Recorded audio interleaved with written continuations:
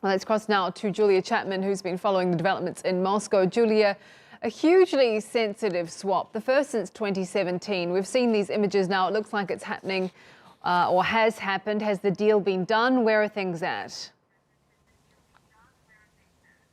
Well, we haven't yet received confirmation from either government that this swap is even taking place. But what we do know is that in the last hour or so, a Ukrainian plane took off from Moscow and a Russian plane took off from Kyiv. And we understand that each of those planes are carrying 35 prisoners who are due to be swapped. The only confirmation that we've heard of who might be among those prisoners was from the lawyer representing the 24 Ukrainian sailors that you mentioned were detained in the Kerch Strait incident last year. We understand that they are among the prisoners who are being returned to Ukraine. We haven't yet received confirmation about Oleg Sentsov, that Ukrainian filmmaker, but we do understand that his family members are waiting at Ukraine's Kyiv airport. We've also heard reports from local media in Ukraine that Ukrainian President Volodymyr Zelensky has also arrived at the airport to greet the prisoners, and we're expecting both planes to be landing at their respective destinations in the next half an hour.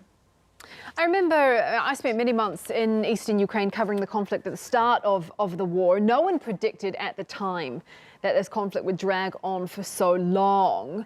How far do you think that this prisoner swap will go to achieving the aim of solving the crisis?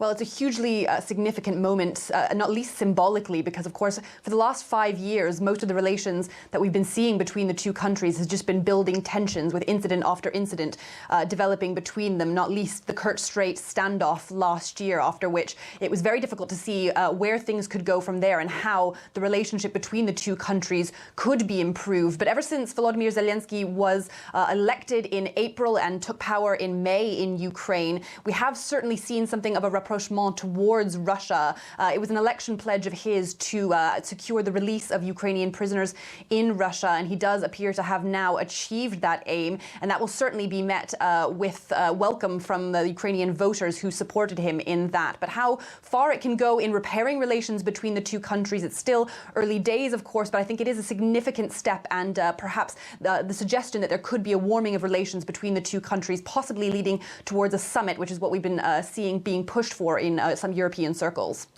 Zelensky certainly made that one of his election promises, solving the crisis. Thank you for that for now. That's Julia Chapman there live from Moscow.